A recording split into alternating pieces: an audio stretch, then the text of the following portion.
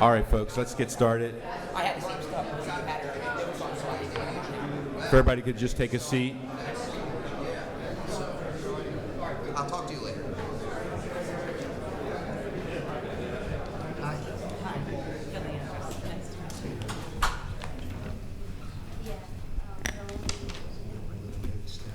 It's Friday, but knowing our profession, I'm sure everybody wants to get back and they have a project they have to finish or something like that. So thanks a lot. I don't think this is going to be a super long panel, but I think I said to some of my colleagues in an email, we had a prep meeting for this council, for this little presentation this morning, and I came out of that prep meeting so excited. I'm like, okay, there's some really good minds sitting on my left and right here. So I'm excited to get going.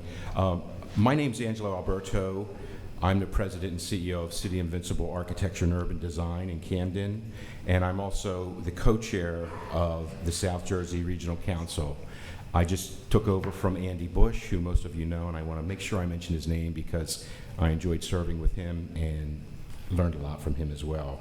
I'm excited about today's event, as I just mentioned. Our panel consists of both municipal leaders and developers from southern New Jersey who really kind of have a lot of experience and a knack for digging into the topic that we have today. Before we get started, I just want to mention a couple of words about Urban Land Institute. We all belong to a number of organizations. For me personally, this is the most rewarding. It's one thing to go to a seminar with a bunch of architects. It's another thing to be in a room with architects, urban designers, bankers, lawyers, municipal leaders, developers, and that really, I'm sure for everybody in this room, is really intriguing. You really see where the rubber hits the road. ULI is a member-driven organization advancing the mission of providing leadership in responsible land use and creating sustainable, thriving communities worldwide. Our district council, the Philadelphia Council, consists of Central Pennsylvania, Delaware, Lehigh Valley, and the South Jersey group. The mission is to convene educational content like today's, celebrating transformational projects to bring members together around real estate topics and also impact communities. Given today's topic, I want to mention specifically a program that ULI has called TAPS. It stands for Technical Assistance Programs. And if you're not familiar with TAPS, they're really fascinating, both if you're on the development side or the public side. These TAPS organization what TAPS is if you have an issue in your town or you have a project you can't get through or you have an environmental issue, ULI will draw from its 900 members in the Philadelphia region and come into your town for 2, 3, 4 days and generally spend a couple days or a day on the site, interview stakeholders, and come up with some conclusions, usually a public presentation, and then a really detailed report is presented to the community after the TAP is completed, and it's free of charge. I want to specifically mention that we just had, so there's 900 members in Philadelphia. There's also these national TAPs for different issues, and we just had a TAP in Camden. My office is in downtown Camden, and they're building a new 62-acre waterfront park. I don't know if it's 62 acres, but it's the 62-acre waterfront park, and ULI with Cooper's Ferry Partnership brought in a national council, and this thing is just mind-blowing. They had people from Detroit, Denver, Washington, D.C., Florida, all kinds of different, the mayor of Orlando ran it, and it was just so inspiring and so informative, and that report will be coming out in a few weeks. So that's something that's really interesting. I want to mention our sponsors real quick.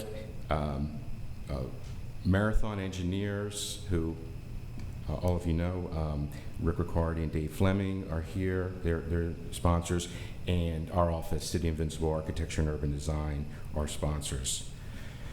So to get into our program, I want to welcome our moderator today, Susan Bass-Levin.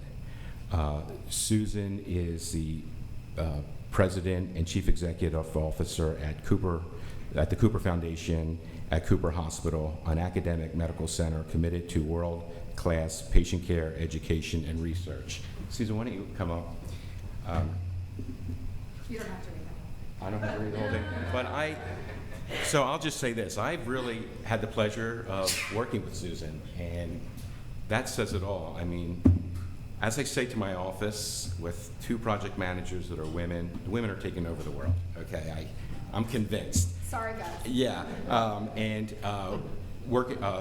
do want to say a couple of things about Susan. As most of you know, she was a mayor of Cherry Hill from 1988 to 2002, and she served in the cabinet of 3 governors as the commissioner of the Department of Community Affairs. She also was the director of the Port Authority of New York and New Jersey. So everyone knows that Susan has an extensive resume. And again, just going back to working on a project with Susan, I mean, I don't know if you sleep, but to do what you do, keep Brian Bowerly busy 25 hours a day, and call our office, every other day when we're involved in a project. I mean, that just shows true leadership. So I'm really happy to have you lead this panel today. Thank you. Well, good morning, everyone. It really is great to be here. And I think what a perfect topic, actually, to bring together municipal leaders and business and real estate leaders. Because although sometimes maybe it doesn't seem that way, we really do all share the same goals. And I've been on both sides of this equation. But when you look at a piece of property in a community, it can be a liability or it can be an asset. As a municipal leader, you want it to be an asset. As a developer, engineer, real estate leader, you want to take those opportunities and make sure that you can work with the municipality to make something happen. When I first started as mayor, which I won't even tell you the year, but when I first started as mayor, people wanted more residential development, less commercial development. Then a few years later, they wanted more commercial development, less residential development. They didn't want kids in the school. They forgot that they had kids, I guess. That changed every few years as to sort of what was in vogue in a particular community, what the cost would be of development as people started to realize that nothing in this world came free. But I've been involved with many of you in this room on this whole process of turning a liability into an asset. As Angela said, we've worked together on several very old schools in Camden, schools that go back to the early 1900s, schools that only had bathrooms on one floor, for example. And we have worked together to totally do an interior gut rehab of the school while preserving the historic exterior of the school. Any of you who've been involved in rehab projects know that that is not easy. Every time you touch a wall, you find a brand new surprise. But you have turned a liability into an asset. In Voorhees, with frankly the support of the mayor and the Voorhees administration, we've worked on this complex, the office complex around here, to turn the buildings into assets for medical office buildings. And right now, Andy Bush and I are working on a project on Route 70, the old Lockheed Martin, Travelers Insurance, we still call buildings by names that they had 30, 40 years ago, to totally rehab that building, add on a new portion of the building, and have a brand new medical office building. None of these projects are easy. You know that. It's easier to build new. I have learned that. And so today we're going to talk about how we together make these things work. We have 4 great panelists. Kelly Andrus, the founder and president of Sage Life. Mayor Paul Medaney, the mayor of Deptford Township. Mayor Mike McNona, the mayor of Voorhees Township. And Chris Ressa, the executive vice president and chief operating officer of DLC Management Corporation. So I'm going to ask each of the panelists in sort of a lightning round to give a few minutes of introduction about themselves, and then identify one opportunity and one obstacle that they have faced which will sort of get us into our conversation. We'll then have some panel discussion from here with some questions, and then open it up to you. So be thinking about how you want to stump our panelists. We will start with Kelly. Whatever's easier for you. I think. Okay. The trials and tribulations of being first. You have to make all the big decisions. Hi, everybody. My name is Kelly Andrus. I am president and founder of Sage Life, formerly Sage Senior Living, before seniors decided they didn't want to be seniors. And there's just a couple of things that I've already noticed. Coming from Wallingford, Swarthmore, outside of Philadelphia. I live in Delco. And so this morning I've already been called, they already said I was from Southern Jersey, so I don't know if that's going to fly on the video. And the second thing is I'm very comfortable here because I was born in 1966 in Southern California. And so I'm very comfortable in malls. And I was not a Valley girl, but I sure as hell wanted to be. So with that said, I started building assisted living and before we even had memory care communities. In 1989, I built the first 20 of the first 23 sunrises, which you may know we created the mansion that came to personify what assisted living is. I did that for 4 or 5 years. Then I built the first 9 Brightview communities for them, had 5 more under development. Then we decided to start Sage Life. My husband and I do it for ourselves. So I've developed senior housing from Florida to Maine. Currently, Sage Life we have 10 communities. We have 800 associates. We're expected to double in the next 4 years, given what we have under development right now and what's in zoning. We have $500 million in assets and growing to $1 billion in assets under management in the next 4 years. One of the things that's interesting about our industry is that capital is flocking to our industry. Cap rates are dropping. And although we might be near the top of this cycle, the demographics are chasing us. So, that's why I'm here. Who is my tenant? Who is my resident? My resident, the most important thing about us is our resident is who our resident is. Our resident is 70 to 105 years of age. We are not homogenous little old ladies. We represent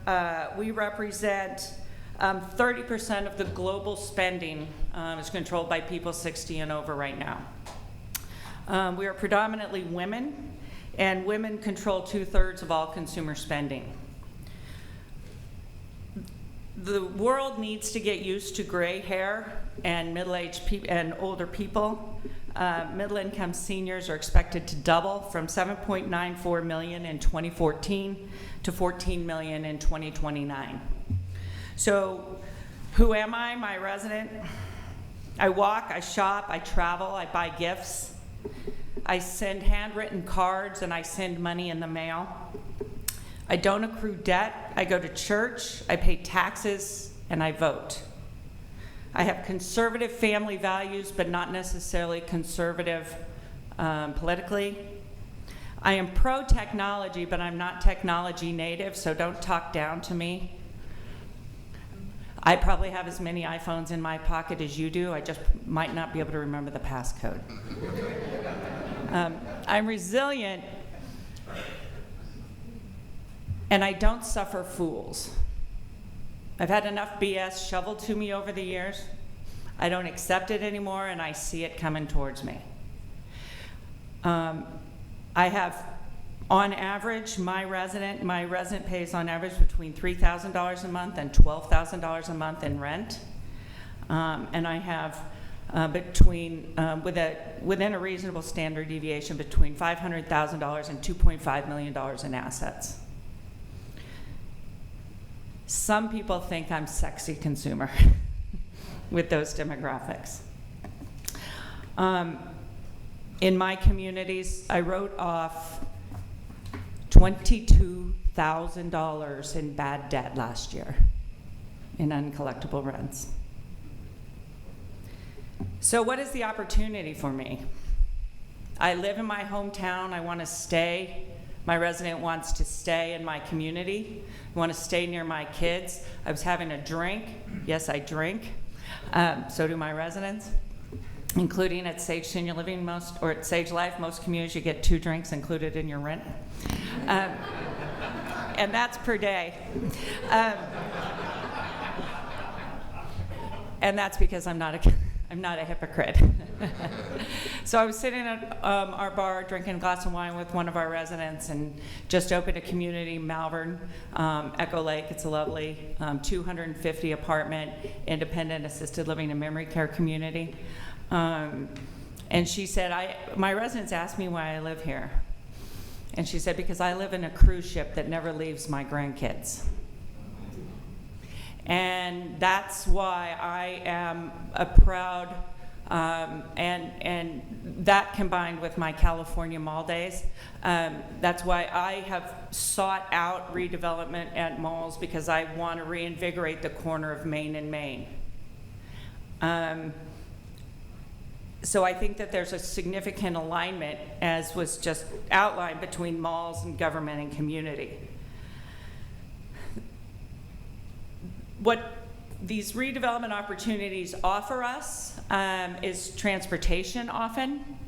My residents come from wealthy neighborhoods, which often don't have good transportation networks, so I have difficulty getting my associates to and from my communities. So one of the greatest opportunities in these redevelopment opportunities is the transportation networks that the communities offer. What I offer as an opportunity to some of the folks with whom I would like to do business and redevelop is that I have a low parking count. I need about 1 parking space per 900 square feet, but I want it designated to me.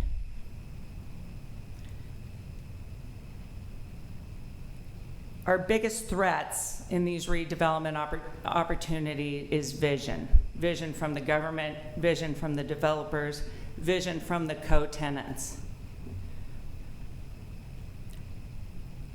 Our threat is the inability to put in the hard work to untangle what I call the entanglements and the lease provisions that mall owners must suffer through. If I want to be close to the mall and close to the retail because I walk places my residents don't want to drive,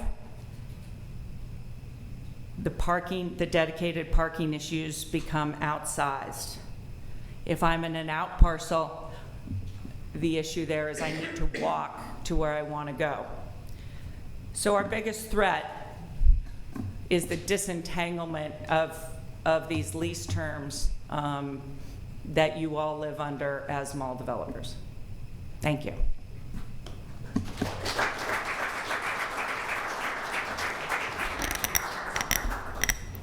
Thanks, Kelly. Now we have 2 mayors who know a lot about malls here. And I'm going to first call on Mayor Mike McNona, who's the mayor of Voorhees.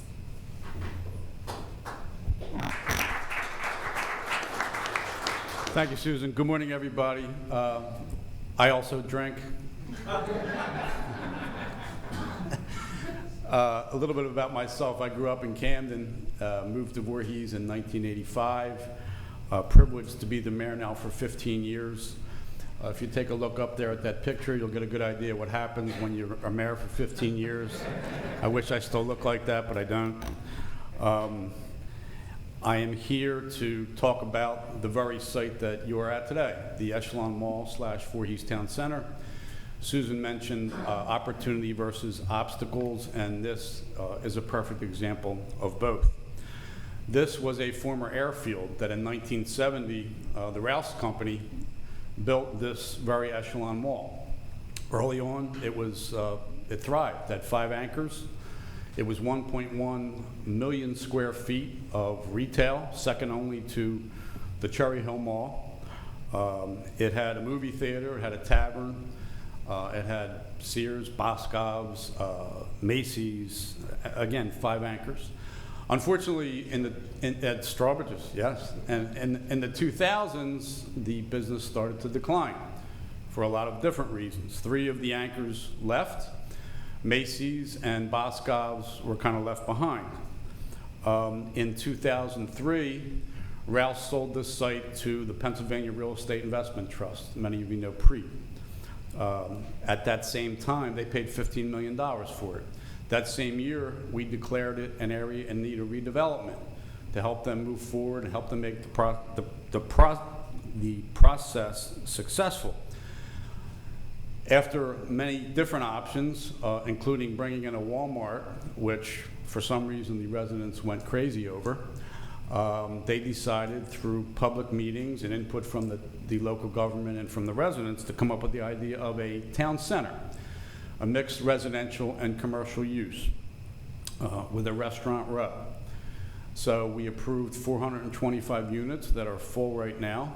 They took down about half of the mall proper to make it more compact, and they built what is the most successful portion of all this, which is the restaurant row. If you haven't enjoyed the restaurant row, please enjoy it because there's some cool bars and restaurants there. In 2011, to help increase foot traffic, we actually moved our town hall here. Some thought we were crazy, maybe we were. We were the 3rd in the country to make such a move, in hopes again of bringing foot traffic here to the town center.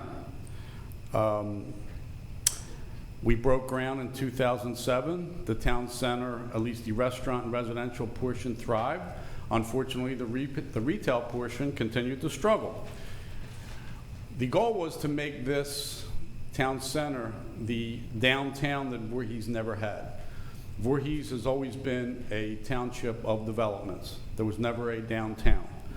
The goal, and the goal still is, to make this the downtown, and as I like to call it, the heartbeat of our community.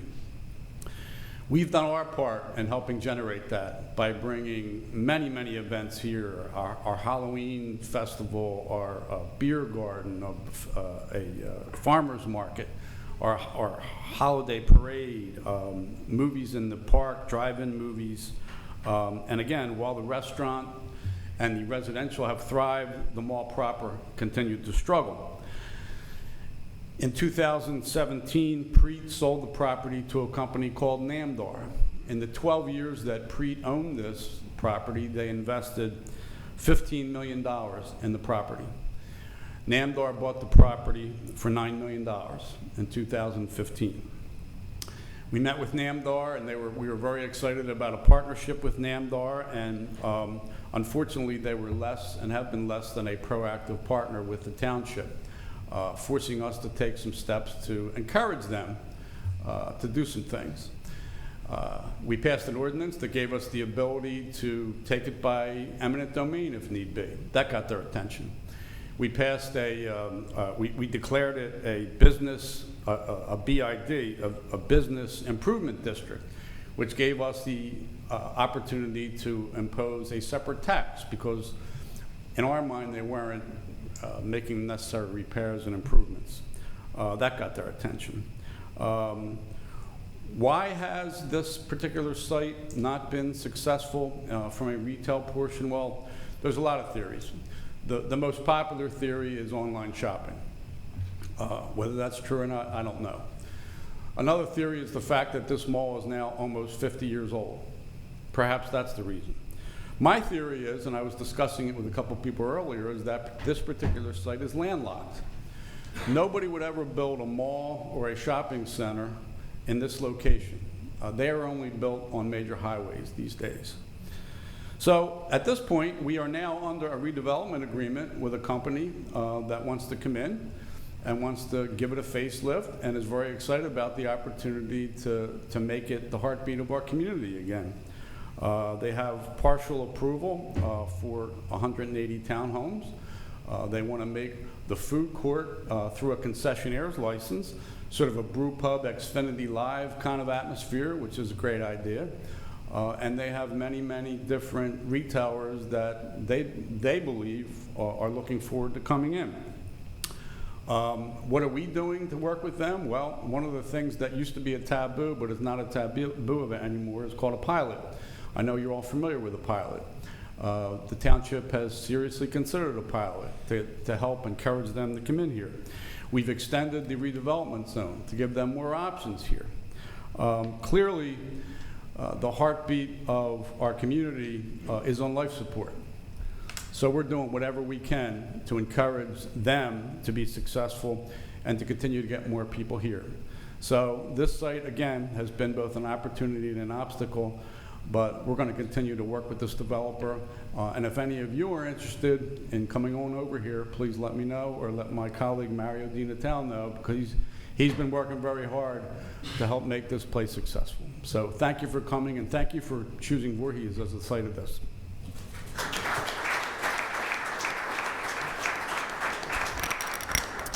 You know, I think one of the, Mike made a lot of great points, but one interesting one is the nature of a pilot.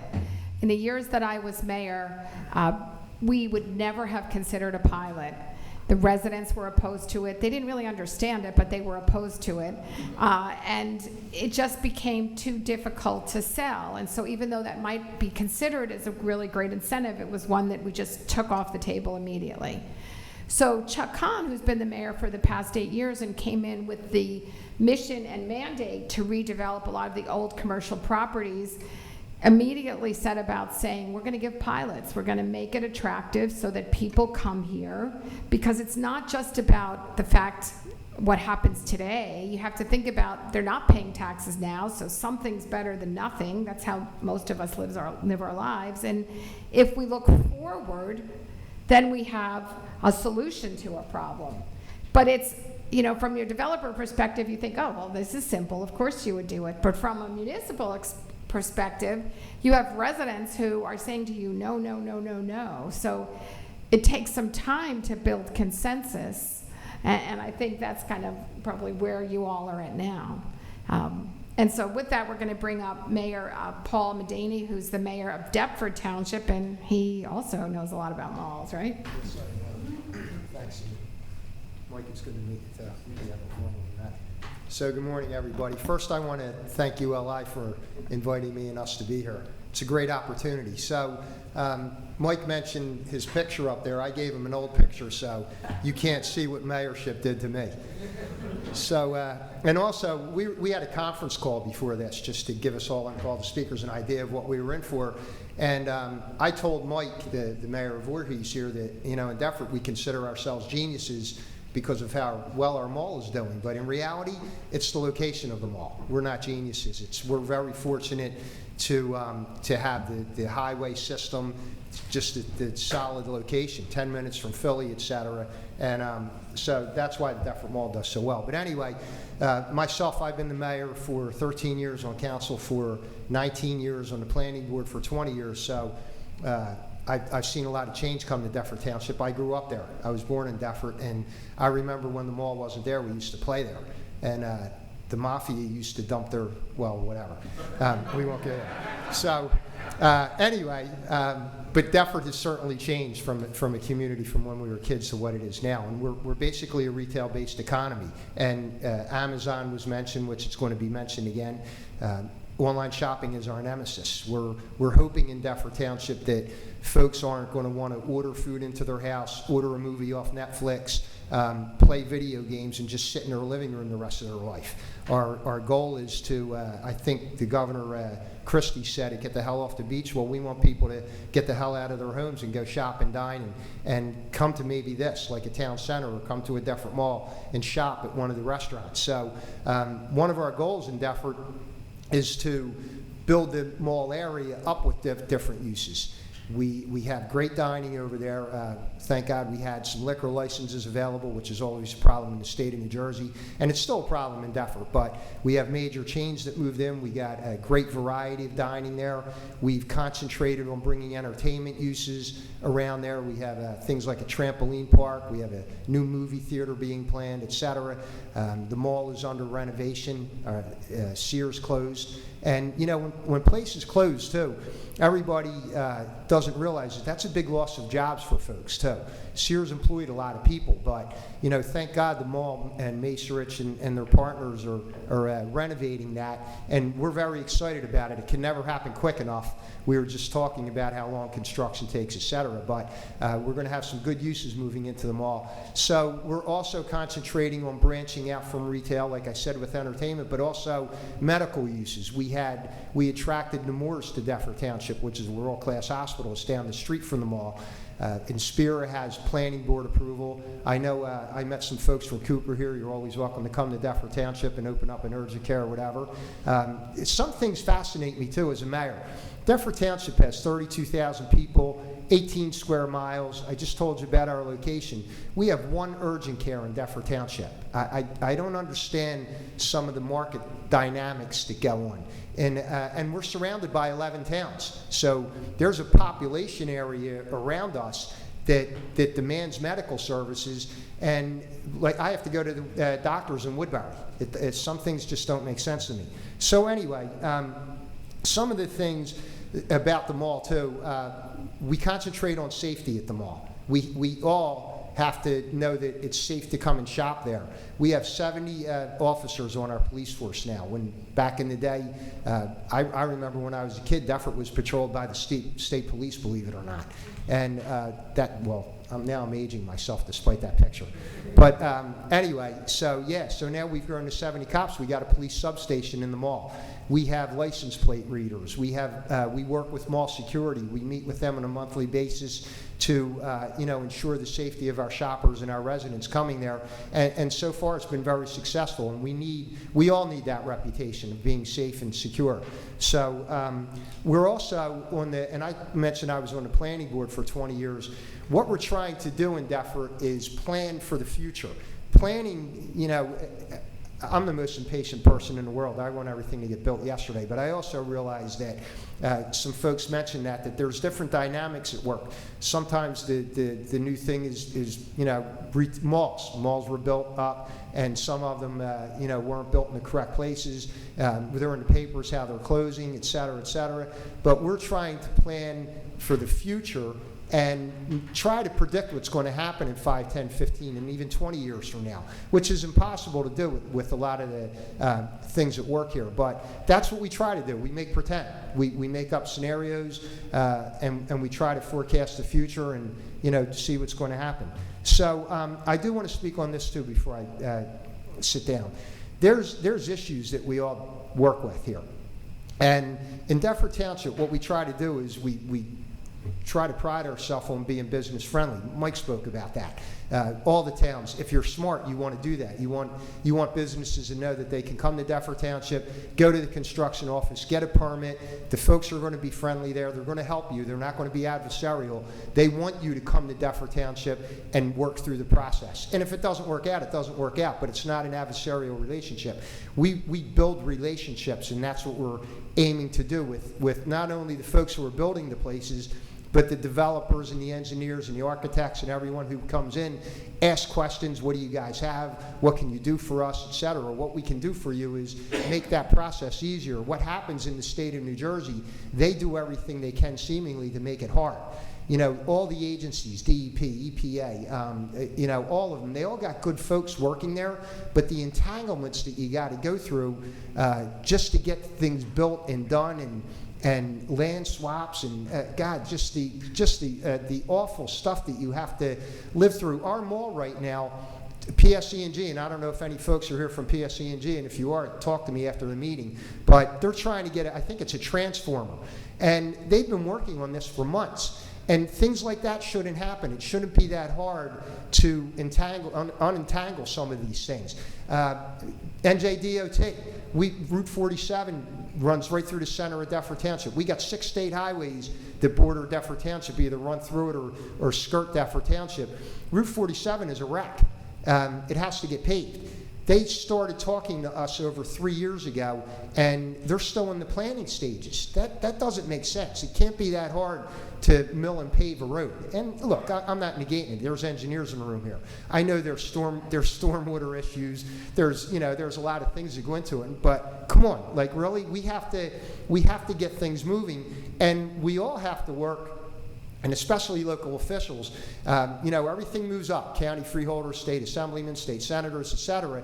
But, the budget mess in the state of New Jersey affects every one of us in this room.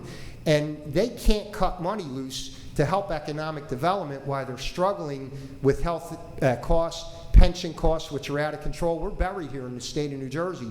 And we need to keep pushing to fix that. Unless this budget problem gets fixed, all of us are going to suffer for it. It translates right down to this level where there's no dollars left for things like fixing roads, economic development, future planning, et cetera. We're not even thinking about it. I mean, the state senators are up there every day. They're banging their heads against the wall trying to fix a budget mess instead of concentrating on bringing folks to New Jersey and making them want to stay here. That's the goal. So thank you, and thank you for the opportunity.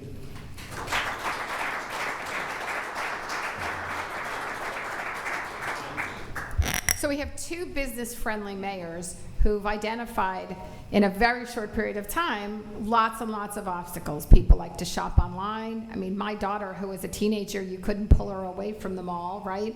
I go to her house, and it's just box after box after box. That's how she shops. Or location, the traffic. Being on a major highway is great, but then there's too much traffic. But it is critical to all of us in New Jersey who live with our cars to be able to get someplace quickly and easily. The question of security, whether you're in the city or the suburbs, that's going to impact your decision making. And to be sure, government regulation at every level impacts what we do. But one of the key words I think you heard both of them say is relationships, and we'll probably get more into that. But I think having good communication with municipal and county and state officials and have them understand what it is you're trying to do is really critical to success, which is going to bring us to the opening statement of our fourth panelist, Chris Ressa, who is the Executive VP and CEO of DLC Management Corporation. Chris?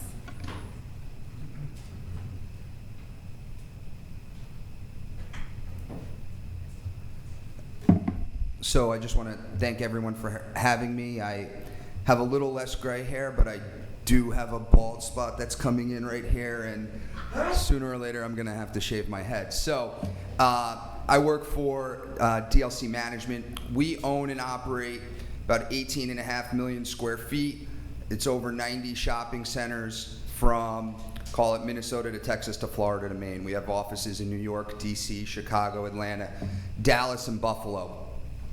We're in the value-add real estate game. We own open-air retail, so strip centers, some very large, some small, and we're in value-add, so we buy things that we see opportunity in, and that we can add value, like a property like this all over the country. So, I'll comment on a couple of things some of the other panelists said. So, personally, I think we have to get away from online shopping is the enemy. So today, 85% of all retail sales still happen in a brick and mortar store. I'm a brick and mortar retail landlord. I think online shopping, you have to embrace it. And the retailers that do are successful. Today, majority of retailers who open a store in a market, their online sales grow in that market. When they close a store in a market, their online sales decline. The rumor I've heard is Saks closed the store in the Mall of America, and they lost 80% of their online sales in the state of Minnesota. We had a deal with a national retailer that got nuked in Chicago, and then 6 months later, they came back to the table and they said, we've done 1 million studies. When we open a store in a market, our online sales grow. When we close a store in a market, our online sales go away. So e-commerce is here to stay. The ones that are innovative, I met with a grocery store recently that is working with smart fridges. So they partnered with Watson. So you're going to be able to go and look at your phone, and your fridge will tell you, you have these 3 ingredients. Based on this, you can cook these 4 recipes. If you go to the nearest, whatever it is, Acme, Giant, ShopRite, and buy these 4 ingredients, here's 10 more recipes you can buy. That's where the world is going. So as a landlord, you have to be ready and prepared for that. And so I think that's a good thing for us. The fighting of e-commerce, you will lose. You have to embrace it and make your shopping center a mobile-friendly shopping center and an e-commerce-friendly shopping center. One of the biggest trends today that's, I think, helping retailers is buy online, pick up in store, BOPIS, or click and collect. 85% of shoppers who use BOPIS spend more money in the store when they go to pick it up than their purchase was online. So I think, so who's being successful today? I can't think of one retailer, and I would challenge anybody to tell me one retailer who lost because of online shopping, who went bankrupt because of online shopping. They lost because of fundamentals. They lost because they had bad balance sheets, poor debt. They lost because they didn't innovate. They lost because they had poor leadership. They didn't have operational excellence. Very few retailers lost because you could sell online. That's what's helped some retailers. Additionally, over 50% of online shopping is done through Amazon.com. So if you are in a fight, it's not online shopping versus brick and mortar. It's all retail versus Amazon. That's the reality today. And so, and what has Amazon done well, right?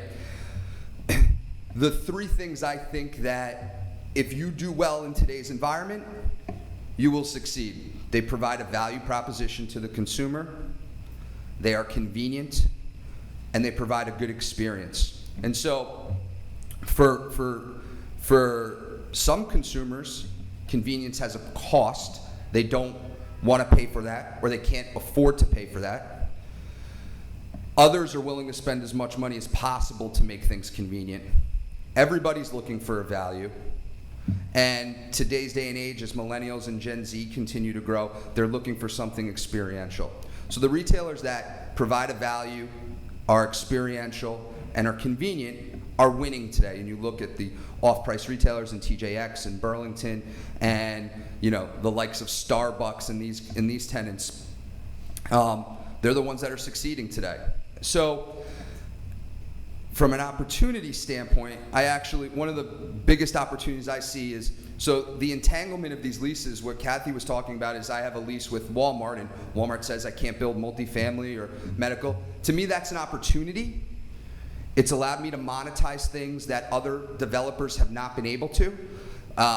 One of my partners calls me the CWO, the Chief Waiver Officer. At any point in time, whether it's for senior living or something else, we're going to retailers and using our relationships to get waivers to allow those uses to come in our center. We've built healthcare facilities. We need them for trampoline parks like we did in Deptford, New Jersey. We need, for fitness facilities and sometimes restaurants, office buildings. So to me, that's an opportunity. The biggest threat today is construction costs. That is our biggest challenge. And no matter how compressed cap rates go, no matter how high of rent we get, it's seemingly that construction costs continue to outpace. And so it's becoming a huge challenge to, I would argue, yes, it's landlocked here. The biggest challenge here is the investment thesis. The amount you can collect in rent versus what it costs to get that rent is, in a lot of places, unprofitable. And so that's the biggest threat that I see today. So my time is up. I see the red card. Thank you.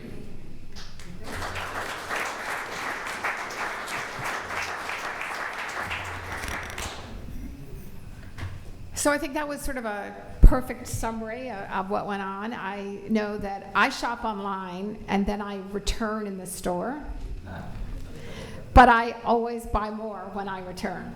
So I guess I fit the pattern here. We'll take a couple questions. If you have questions, I'm going to start, but if there are others, we'll go from there. I want to sort of talk a little bit more about, first from the mayors and then from the two people in real estate. How can we, from a local perspective, improve communications so that we have a better, more thoughtful regional planning process?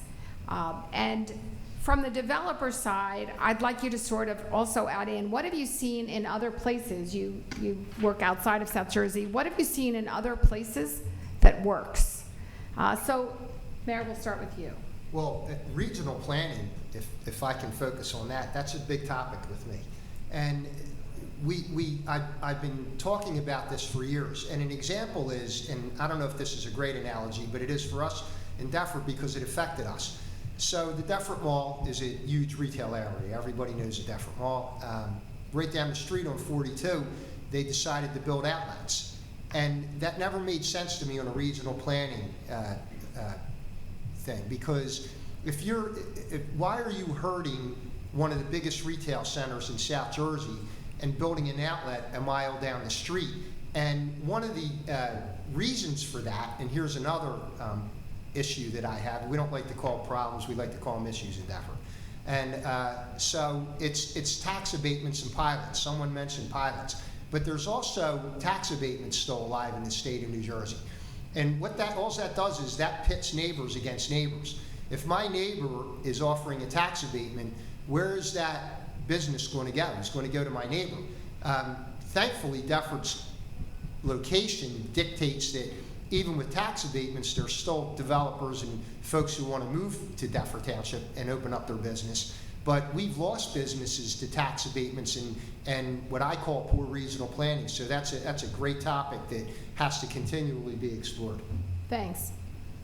Mike? Yeah, I agree with the mayor that there needs to be regional planning.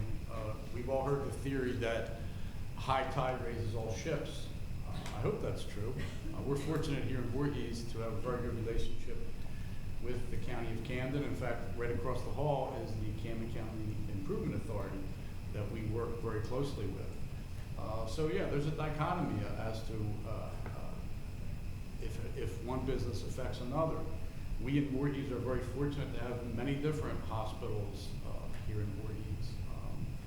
If you drive down a major highway, you'll see Wawas popping up everywhere and Royal Farms popping up everywhere. They're much more smarter than we are in marketing, so there must be a reason that they're building right near each other.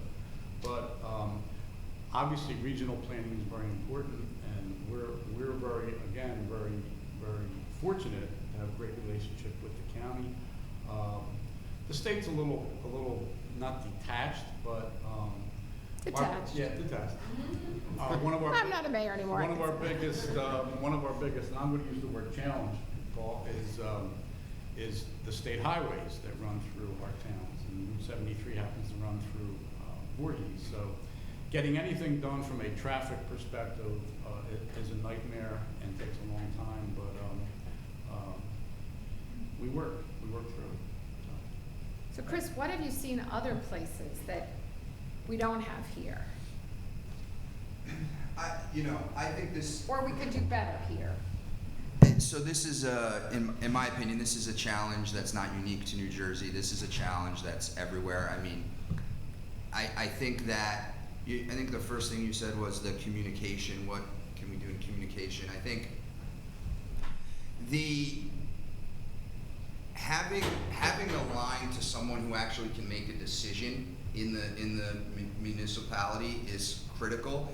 You know, I'm often the largest taxpayer in any town that I'm in, and it takes me forever to get to somebody in most places that can say, all right, here's what you need to do, and here's how to do it, and here's how you do it fast. And so, and it's mind-boggling to me. And I think municipalities, one of the things they could do is that doesn't cost them anything is help with some of those non-municipal approvals. So what Paul mentioned before in the transformer, that's not unique to New Jersey. I am having a significant challenge in getting power and utilities to sites all over the country. Utility companies are overworked, they're outmanned and undergunned. I can't get a guy to the site to find an electric conduit to put in a transformer anywhere. And so if municipalities could help with things like that, we could get open faster, because they deal with them more than I do, because I'm only there for the one time I'm building that thing and I need to talk to this electric company, whereas they're gonna deal with them forever. And so that's one of the things I think they could do, because utilities, and no matter what asset class you are, office, industrial, multifamily, utilities are a challenge nationwide right now. And, you know, and the utility companies are being restrictive on how much capacity they give you. So, you know, I have a lease that requires me to deliver 1,200 amps of service, and the utility company is like, well, you could get 800.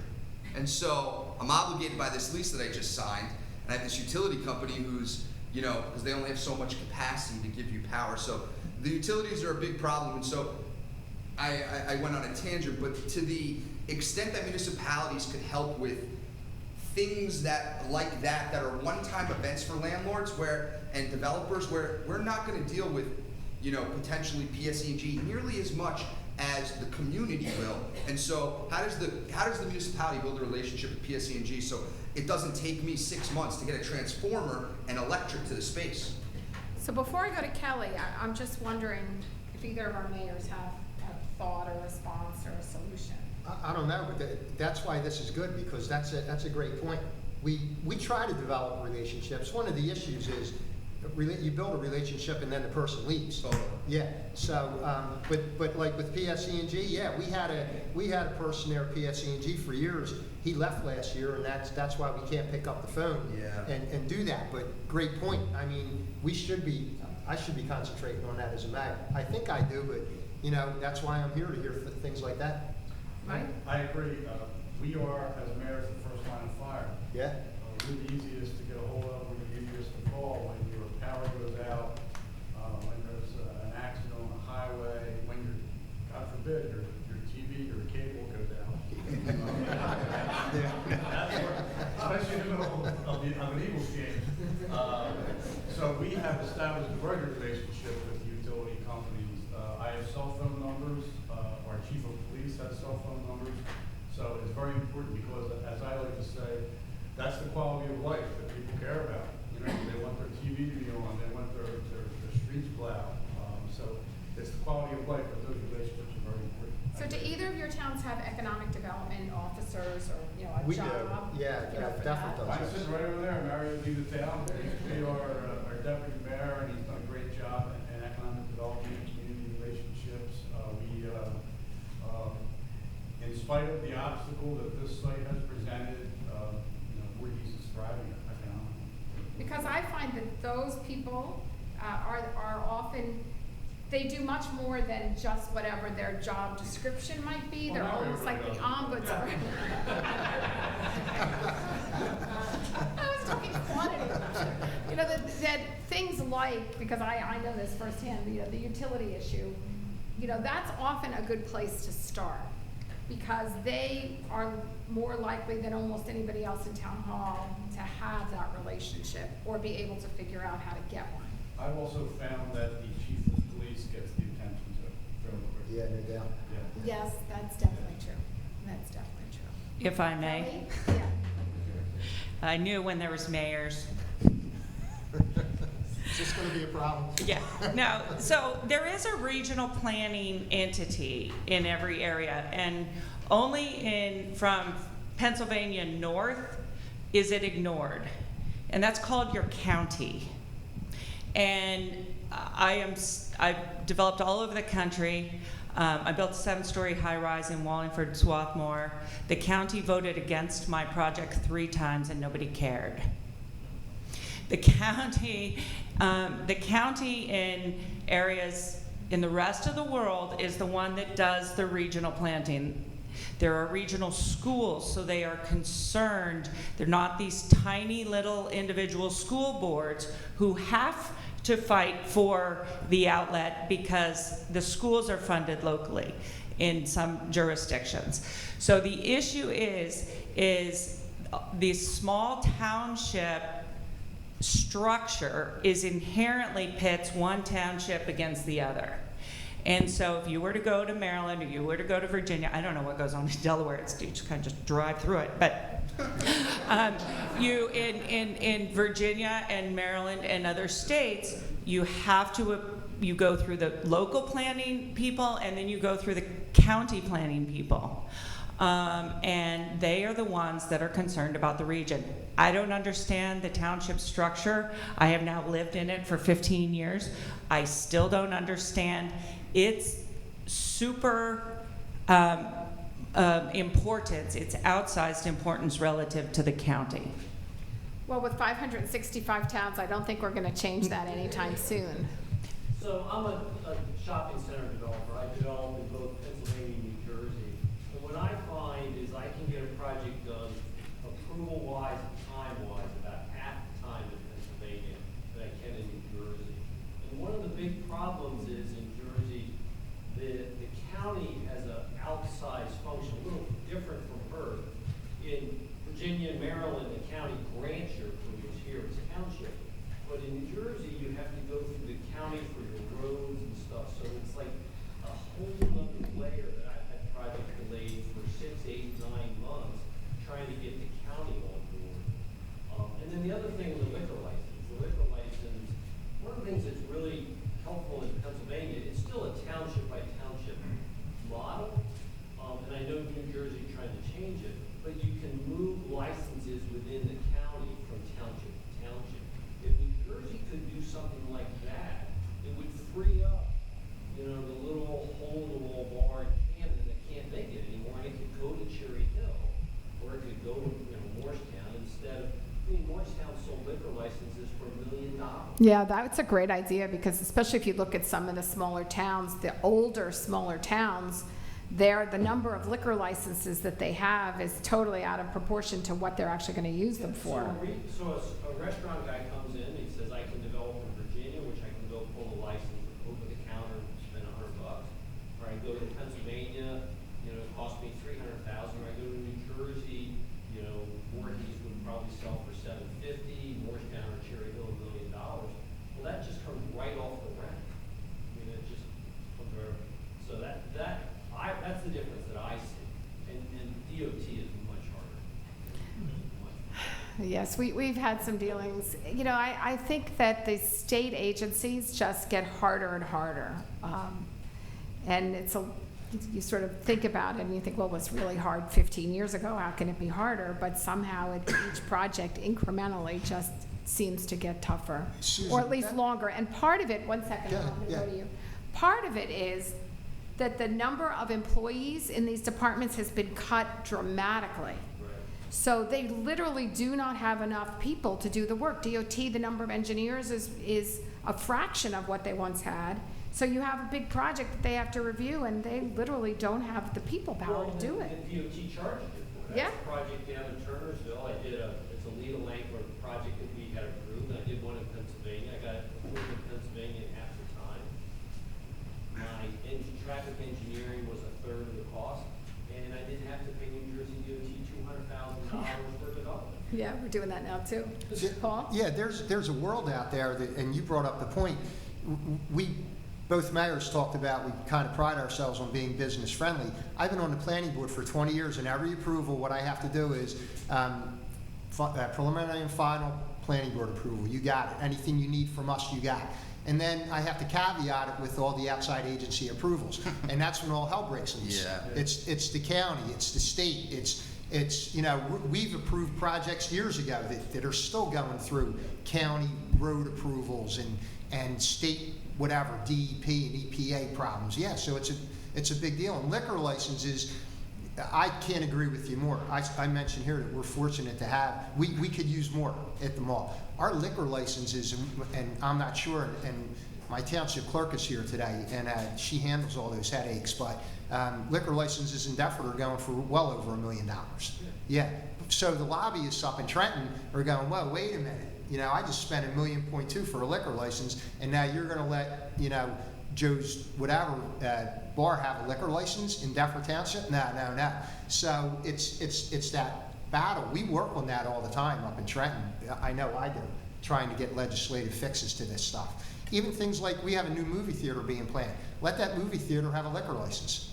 let folks in California, they drink in there. You know, you limit the amount of drinks or whatever, but why not do stuff like that here?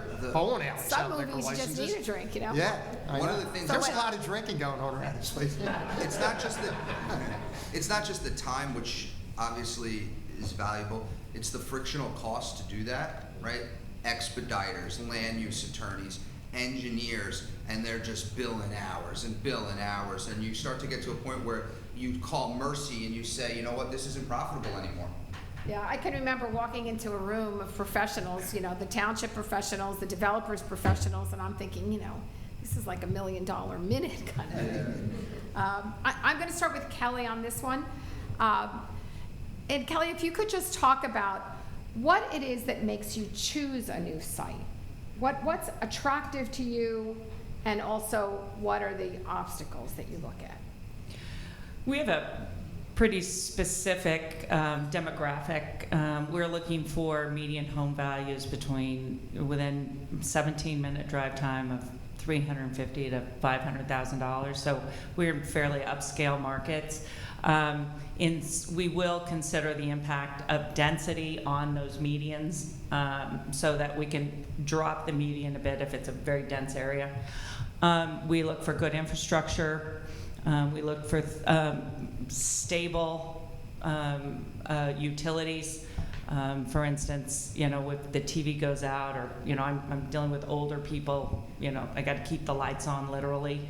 And increasingly, access to workforce. I talked early on about the transportation networks, because very often the highest net worth neighborhoods don't have good transportation for the workforce, and I need about 0.8 workers per resident. So, I need a good workforce transportation system. Okay, thanks. Chris? So we're investment thesis driven. So we're contrarian. A lot of my peers are focused on the top 20 MSAs, which essentially is the coast: Boston to Miami, Seattle to San Diego, Chicago, Texas. We like those markets, but we're looking for the opportunity where that it's underleased, undermanaged.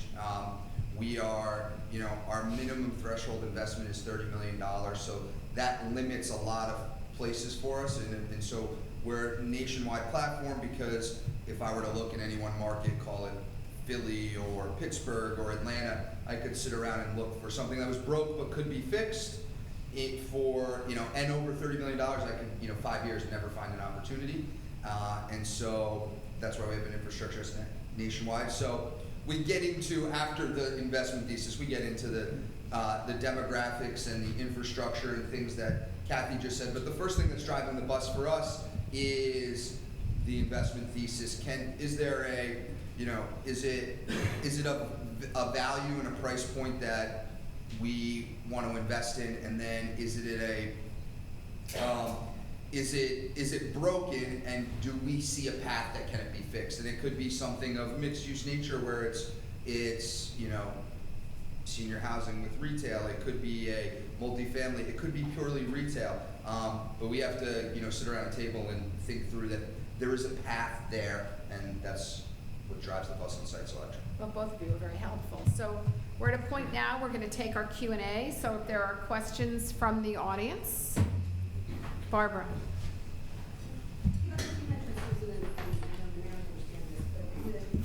One of the obstacles that we see is the public perception of projects, public perception of pilots. And are there any suggestions by the panel on how we educate? Thank you. I always told I was too noisy. So.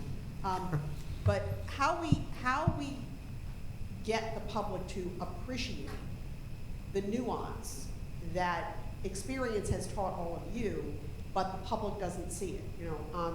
In terms of development projects generally, Correct, right? correct. Okay. I mean, an example, I was solicitor here in Voorhees when the skate zone was supposed to come in.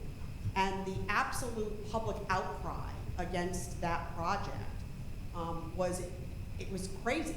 And it was very easy for the negativity to come out in sound bites. Very hard to explain the positive of that project to the folks. And it's a continuous, and that was 22 years ago. So, you know, that hasn't changed. And what are your suggestions on how to do that so that, you know, the retail center or the senior living, or someone saying, I don't want more people in my community, how do we shape public opinion to take that aspect out of it?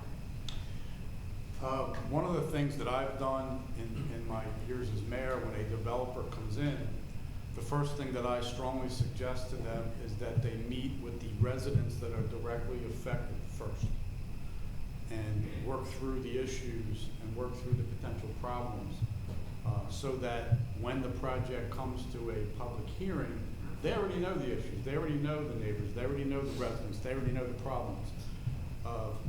We're fortunate to have a $500 million project on Route 73, the Virtua Medical Campus, that has been an economic boom for that area. When Virtua initially came, I made that suggestion to them, and they spent a lot of time and effort in meeting with residents and changing plans to the point where when Virtua came in for their approvals, in one night on a $500 million project, they got preliminary and final approval. So I think it's important for developers to, as unpleasant as it might be initially, I'd rather have a conversation with a concerned resident one-on-one than in a public forum. I think there's two separate issues here, pilots and public opinion. The public opinion on pilots is simply, I pay taxes, why are you not letting them pay taxes? You're Masonets. There's people in Deptford Township who still swear to this day that the mall doesn't pay taxes, from a rumor started years ago, and when in fact they pay over $5 million a year in property taxes. So it's a challenge. Look, the general public, they deal on emotions, not facts, and you know, so it's our job as mayors to try to put the facts out there. Yeah, we do the same thing. Get folks who are coming in to meet if we anticipate a problem. Thankfully in Deptford, we don't have a lot of problems. The last one we had was when Walmarts came in. And Walmarts, there you go again. There were very emotional issues because of the connotation. You either love them or hate them. Most of the planning board and zoning board issues we have in Deptford are little neighborhood problems. Like, you know, if that Wawa opens up next to my neighborhood, what are the lights going to do? And I'm going to hear the trash trucks, et cetera. So, yeah, it's education. When you unlock that secret, let me know, because it's just very difficult to look. Let's face it, most folks, you know, residents of towns, what they want to do is they rely on us to govern the town. This isn't a democracy; it's a representative republic. Everybody has a mistaken notion here. So they elect us to make these decisions. If they have faith in us on how the town is being run, that quells a lot of these issues. If they don't have faith in us, then that's when you see these rooms fill up with disgruntled citizens. So, you know, it's a constant battle going back and forth. So Kelly, typically one would think senior communities would be welcomed by already existing residents. Do you find that to be true? One would think. No. Well, they're better than some things. I was in northern Jersey on Tuesday night and trying to take a old semi-industrial park and turn it into a lovely new community. Wanted to put, you know, 175 assisted independent and memory care residents there. And because of the process, as soon as there was a discussion about area in need of redevelopment, because it's an area in need of redevelopment, even though it's in a very wealthy township, there's a confusion there. Even though we said we are not going to ask for a pilot, as soon as someone stood up and said, as soon as you give them this, they're going to get a pilot, they don't have to ask for it. So now you're proving a negative that isn't true. And you know, in wealthy neighborhoods, the residents stood up and she said, we're plenty funded. We don't need any more tax base. We're wealthy enough, and everybody in the room clapped. And the mayor said, next. Yeah. You know, so it takes, when we go and sit in front of those houses, and we do sit in those houses, if you want a pilot, you have to talk to them about pilots. What they go in, so many developers go in and talk about all the benefits of this and that, and they don't want to talk about the pilot. And then it becomes a surprise later, and all heck breaks loose. So if you're going to encourage that, encourage them to talk about the whole project, not just what the neighbors want to hear. Yeah, I think that's a really good point. If there's one thing residents don't like, well, probably most of us don't like, it's a surprise. I used to say to my team, you know, if you don't tell them the story thinking that they won't find out and they won't get upset, it's only a matter of when they get upset. Do they get upset at the beginning or do they get upset at the end? But they're going to get upset. Chris? So I would answer that question, I think a little contrarian from the mayors here. I think the key is you have to remove the pronoun they. And so what I mean by that, what you suggested was the developer, you know, start to build a relationship with the community and talk to the community. We're not politicians. It's just we're real estate guys, right? And so we have a property in Texas I have a lot of acres, and we run a highest and best use study, and comes back multifamily is best in the community wants only single family housing, no multifamily. And so, and you know, mayor's not going to support us because the community's public outcry, and they're like, this is how you get it done. You have to build this community board and go to the high school gym and do. We're not politicians, we're real estate guys. And so if that's the effort and what you have to put the developer through, it makes it uninvestable. I think the burden needs to shift to the municipality to take the word they out. You're driving down the street. Well, that assumes the municipality wants it. Sure. You're driving down the street and you say they put a Starbucks there. You have to remove they. The municipality has to start to put a face to those people, to the community. It's no different than a relationship, right? You don't trust a person right away.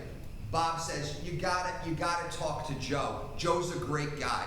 The municipality has to be, you know, our sponsor and to the community, not us diving in and meeting with them and running a town hall and them going in with this scrutiny that there's some rich real estate guy that wants to do this and they don't care about us. So you remove the word they by taking the municipality sponsoring the developer who's going to take on this initiative. That's my opinion. And so, because I get from the local politicians all over the country, you have to go and meet with the people and do this and understand their issues right away so that you can then address them. And that's how it's done, and that's why things are slow and don't happen. Well, it's a good point. I think, you know, you have to look at each project. There are going to be projects that the township supports informally. Obviously, they can't support it until there's a, you know, planning board application and approval. Sometimes the economic development liaisons set up the meetings. What we often did is we would set up meetings with people in the neighborhood who were the community leaders, so small groups, and they would get a briefing and our economic development people would be there. But sometimes the municipality doesn't support it, so they sort of leave you to dangle. I'm sure you felt that. But you know, I would think most developers in general, if they can't even start with getting the few people in, if they're getting a hard no, like you're out of your mind, not happening, most times, unless it's so lucrative that it's crazy, it stops there and they move on to the next.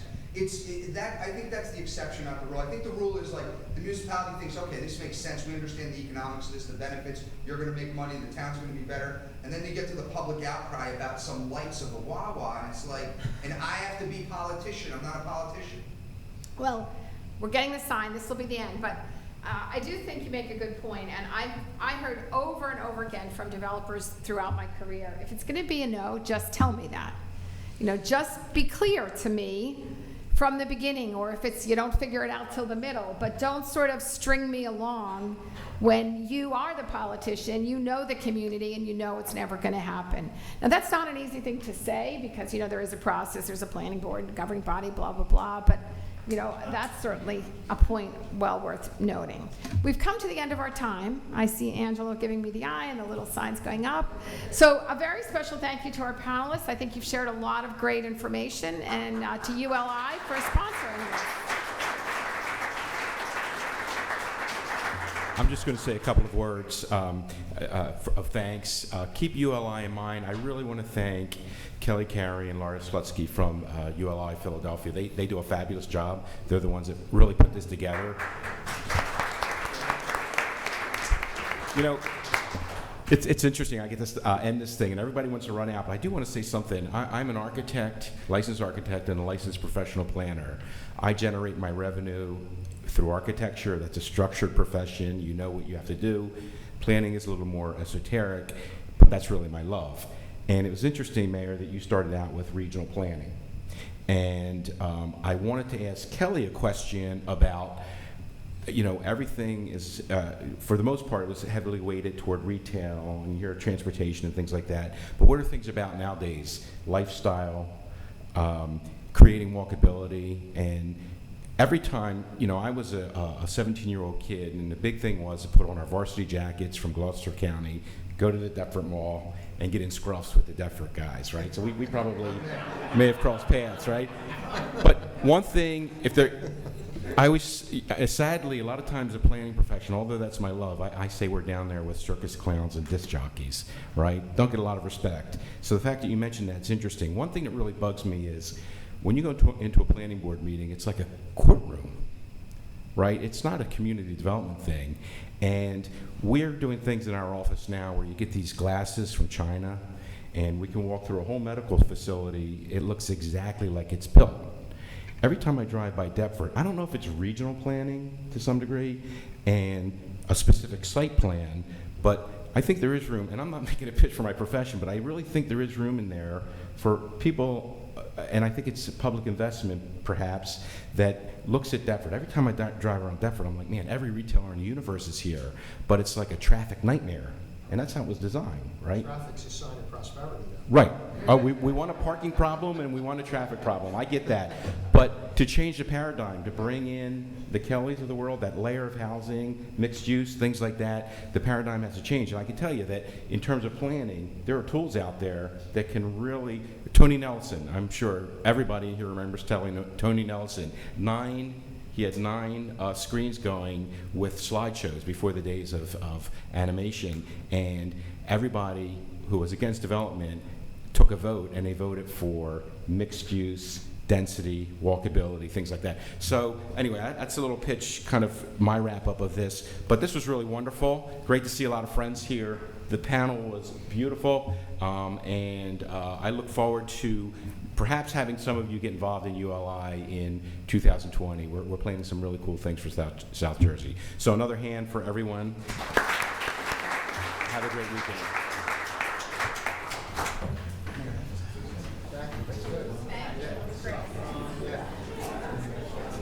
Mike, good job. Yeah, it's going to be good too, yeah. Just happy, yeah. Yes. Thank you.